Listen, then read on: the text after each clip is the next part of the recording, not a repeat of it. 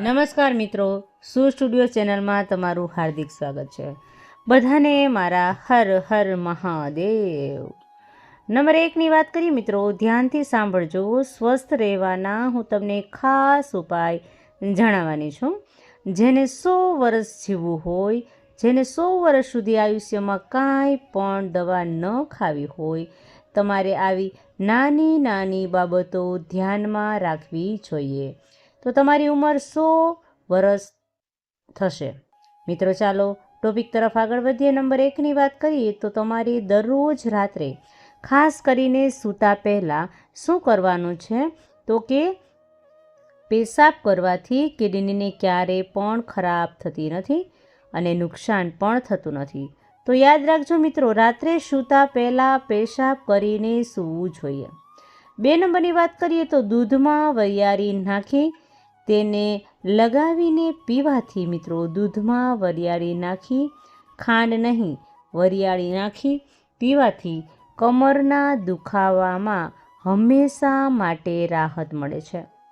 3 number છે મિત્રો, રાત્રે તમે નાભીમાં તેલ નાખવાથી તમારો જે માઇન્ડ હોય છે, મગજ હોય છે, તે ઝડપથી કામ કરવા લાગે છે.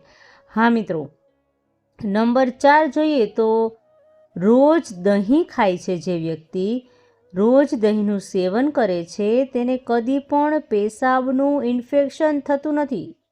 મિત્રો નંબર 5ની વાત કરીએ તો તમારે જો કાપેલી ડુંગળી બીજા દિવસે તમારે કદી પણ નથી ખાવાની. હા મિત્રો, તેનાથી તમને અનેક જાતના પેટના રોગ થઈ શકે છે. નંબર 6ની વાત કરું તો મૂળાનો રસ જે હોય તે પીવાથી તમારે જે પથરીની પ્રોબ્લેમ હોય છે, પિત્તાશયની પ્રોબ્લેમ હોય છે, તે કદી પણ થતી નથી. નંબર 7 જોઈએ તો જો તમને બહુ માથું દુખતું હોય તો તમારે એક વસ્તુ ભૂલી જવી પડશે, તેનું નામ છે ભાત. હા મિત્રો, રાઈસ તમારે એટલે કે ભાત ખાવાનું સાવ ઓછું કરી દેવું જોઈએ. નંબર 8ની વાત કરીએ તો તમે રોજ સવારે જો ખાલી પેટે ઊંધું લટકવાથી તમારી જે ઊંચાઈનો જે પ્રોબ્લેમ છે તે ઘટી જશે, તમારી ઊંચાઈ વધવા લાગશે. નંબર 9ની વાત કરીએ, સવારે ઉઠતાની સાથે જ તમારે શું કરવાનું છે મિત્રો, ધ્યાનથી સાંભળજો. કાંસકો હોય છે તે તમારા વાળ ઉપર ફેરવવાનો છે. પણ મિત્રો ખાસ યાદ રાખજો, કાંસકો જે છે તે લાકડાનો જ હોવો જોઈએ, તેથી તમારા વાળ મજબૂત બને છે. 10મો ઉપાય જોઈએ મિત્રો, ગોળનું જે લોકો સેવન કરે છે, જે ગોળનું સેવન કરે તેને કદી પણ મિત્રો સુગરની સમસ્યા, હાઈ બીપી, હાઈ બ્લડ પ્રેશરની સમસ્યા થતી જ નથી. તો જેમ બને એમ ગોળ તમારે ખાવો જોઈએ અને ખાંડ છે ને એ સાવ ઓછી ખાવી જોઈએ. નંબર 11ની વાત કરીએ તો દરરોજ આદુનો તમારે એક નાનો ટુકડો ચાવવાનો છે. કદી પણ તમને બીમારી થશે જ નહીં, કોઈ પણ બીમારી તમને લાગુ પડશે જ નહીં. મિત્રો આગળ વાત કરીએ નંબર 12ની તો રોજ ડુંગળી ખાવાથી શરીરમાં તમને તાજું લોહી બનશે. હા મિત્રો, ખાસ યાદ રાખજો આ વાત.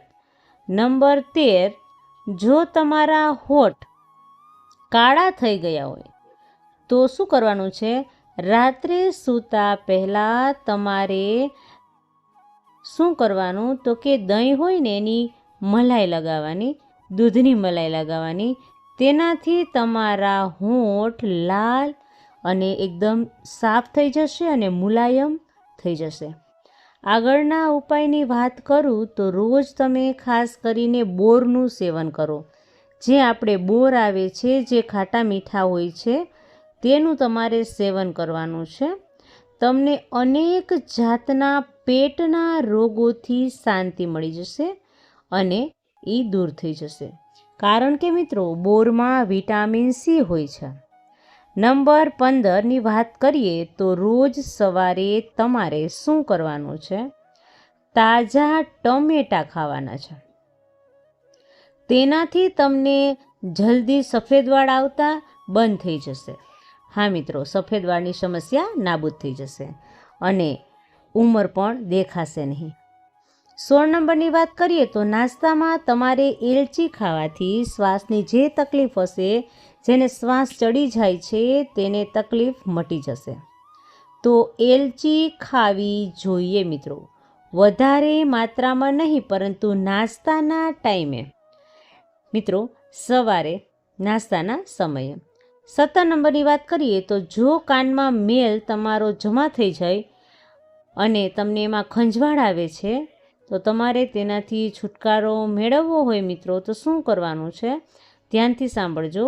સૂતા પહેલાં તમારે સરસવના તેલ લેવાનું, એના 2 થી 3 ટીપા તમારે કાનમાં, જે કાનમાં મેલ જમા છે, મેલ ભરાઈ ગયો છે, તે કાનમાં તમારે 2 થી 3 ટીપા સરસવના નાખવાના છે. સવાર સુધી મેલ જામેલો છે તે ઓગળી જશે અને ધીરેથી સાફ થઈ જશે. તમારે કાંઈ કરવાની જરૂર નથી. એક ગઠ્ઠો બનશે અને ઓટોમેટિકલી બહાર નીકળી જશે. કાનમાં તમારે કદી પણ કંઈ પણ નાખવાનું નથી મિત્રો, ખાસ યાદ રાખજો. તમે કાન બગાડી શકો છો. નંબર 18ની વાત કરીએ તો જામફળનું સેવન કરો. તમે જે નિરાશા છે, ડિપ્રેશન છે, જે પ્રોબ્લેમ્સ છે, તમને ખોટા વિચારો આવતા હોય છે, એ પણ ઓછા થઈ જશે. મિત્રો, નંબર 19ની વાત કરીએ તો સૂતા પહેલાં તમારે ગરમ પાણી પીવાનું છે. આ કોના માટે છે? જેની કિડની સાફ નથી એના માટે. જેની કિડની સાફ કરવી હોય તેને નવશેકું પાણી સૂતા પહેલાં પીવાનું છે. મિત્રો, નંબર 20ની વાત કરું તો ગરમ રોટલી સાથે તમે દહીં ખાશો તો તમારું શરીર બગડશે, તમે જ ઘરડા થશો, જાડા થશો. તો મિત્રો, તમારે આ ભૂલ કદી પણ નથી કરવાની. નંબર 21ની વાત કરું તો ધાણાનો રસ હોય છે, તે શું કરે છે? તો કે ધાણાનો રસ માથાની જે ટાલ હોય છે તેને દૂર કરે છે, તેમાં વાળ ઉગવા લાગે છે. તો મિત્રો, ધાણાનો રસ હંમેશા વાળ ઉપર લગાવવો જોઈએ. નંબર 22ની વાત કરીએ તો ધ્યાનથી સાંભળજો મિત્રો. વધુ પડતું ઠંડુ પાણી પીવાથી ચહેરામાં શું થાય છે? તો કે તમને કળતલી છે એ દેખાવા માંડે છે. હા મિત્રો, યાદ રાખજો કે આ તમારે નથી કરવાનું. નંબર 23ની વાત કરીએ તો તમારે શું કરવાનું છે? તો કે ફળો ખાધા પછી સફરજન છે કે કોઈ પણ ડ્રાયફ્રૂટ છે, કોઈ પણ ફળ હોય કે ડ્રાયફ્રૂટ હોય, એ ખાઈ લ્યો. પછી ડાયરેક્ટલી તમારે પાણી નથી પીવાનું, કારણ કે તમે ડાયરેક્ટલી પાણી પીશો તો ફળ ખાધા પછી પેટમાં એસિડ બનવાની પૂરેપૂરી શક્યતા છે અને તમારી છાતીમાં જલન પણ થવા લાગશે. હા મિત્રો, આ ખાસ યાદ રાખજો. નંબર 24ની વાત કરીએ તો તમારા હાથ હંમેશા બહુ ઠંડા રહેતા હોય તો એનો મતલબ એવો થયો કે તમને તમારા શરીર અંદર લોહીની ઉણપ છે, તમારા અંદર બ્લડનો પ્રોબ્લેમ છે. તો મિત્રો, આયુર્વેદના ડૉક્ટરને દેખાડવું જરૂરી છે. 25 નંબરની વાત કરીએ તો ગરમ કપડાં કે ગરમ ધાબળાને તમારે કોઈ દિવસ લાંબા સમય સુધી અલમારીમાં નથી રાખવાના, કારણ કે તેનાથી શું થશે? તો કે કપડામાં ખરાબ વાસ આવશે. આ માટે કપડાં સાથે એક ખાલી પરફ્યુમની વચમાં બોટલ રાખવાની. પરફ્યુમ છાંટવાની નથી જરૂર, પરફ્યુમની બોટલ રાખશો અને જ્યારે પણ તમે કપડાં બહાર કાઢશો ત્યારે તેમાં સારી સુગંધ આવશે. અને મિત્રો, ધાબળા હોય છે, વર્ષમાં ભલે તમે નો યુઝ કરતા હો, પણ તમે 3 મહિને એકવાર ધોઈ લ્યો તો તેમાં બેક્ટેરિયા બેસે નહીં, કારણ કે એના પછી જે ઋતુ આવે છે, પછી તે ધાબળા યુઝ કરો છો તો તેના બેક્ટેરિયા તમને છે ને માથાનો દુખાવો કરાવે છે, ગેસની સમસ્યા થઈ શકે છે.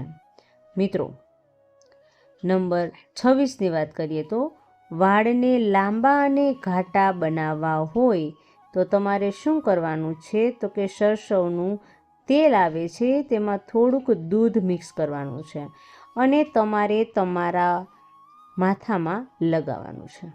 માથા ઉપર લગાવવાનું છે અને પછી શું થશે મિત્રો, તમારા વાળ છે એકદમ ઘાટા અને મુલાયમ બની જશે. મિત્રો, આ ઉપાય તમે રોજ કરશો તો પણ ચાલશે. નંબર 27, જો ચહેરા પર ઝડપથી તમે ઘરડા દેખાવ છો, વૃદ્ધ દેખાવ છો તો શું કરવાનું છે મિત્રો, તમારે યાદ રાખજો, તમારે રાત્રે કદી પણ નથી કરવાનું. જેને કૃમિ હોય છે મિત્રો, એને 9 વાગ્યે અથવા તો 6 વાગ્યે ખજૂરને દૂધમાં ઉકાળીને પીવાની છે તો વધુ સારું, કારણ કે તેમાં વૃદ્ધત્વ નથી દેખાતું. નંબર 28ની વાત કરીએ તો તમારે ખાસ યાદ રાખવાનું છે કે ઠંડુ પાણી પીવાથી તમને દાંતમાં નુકસાન થશે અને આગળ જતાં દાંતમાં ઇન્ફેક્શન પણ થઈ શકે. તો મિત્રો, જેમ બને તેમ ફ્રીજનું પાણી કદી પણ ન પીવું જોઈએ. મિત્રો, નંબર 29 જોઈએ તો રોજ દૂધ પીવું શરીર માટે ખૂબ જ સારું છે, પણ એના માટે જેને ગેસના પ્રોબ્લેમ છે એને દૂધ છે એ હજમ થઈ જતું હોય તો જ દૂધ પીવાનું છે. આમ તો દૂધ અમૃત સમાન કહેવામાં આવે છે, પણ મિત્રો, દૂધ પીતી વખતે અમુક વસ્તુ ધ્યાન રાખવાની અને ડૉક્ટરની સલાહ લેવાની. રોજ દૂધ પીવો છો તો તમને એના બહુ જ ફાયદા જોવા મળે છે. મિત્રો, ભાત ખાધા પછી તરત જ તમારે કદી પણ પાણી નથી પીવાનું. તેનાથી તમને શું થશે, પેટને નુકસાન થઈ શકે છે અને અપચો પણ પ્રોબ્લેમ થઈ શકે છે. તો મિત્રો, આ હતો જે વિડીયો. તમારે નાની બાબત છે એનું પણ ધ્યાન રાખવાનું છે. તો મિત્રો, હવે મળીશું નવા વિડીયો નવા ટોપિક સાથે. ત્યાં સુધી બધાને મારા રાધે રાધે. અને મિત્રો, તમને કોઈ જાતનો પ્રશ્ન સતાવી રહ્યો હોય તો પણ તમે અમને કોમેન્ટ બોક્સમાં પૂછી શકો છો. અમે સમય કાઢીને જરૂર તમને આન્સર આપીશું. ચાલો મિત્રો, બધાને મારા રાધે રાધે.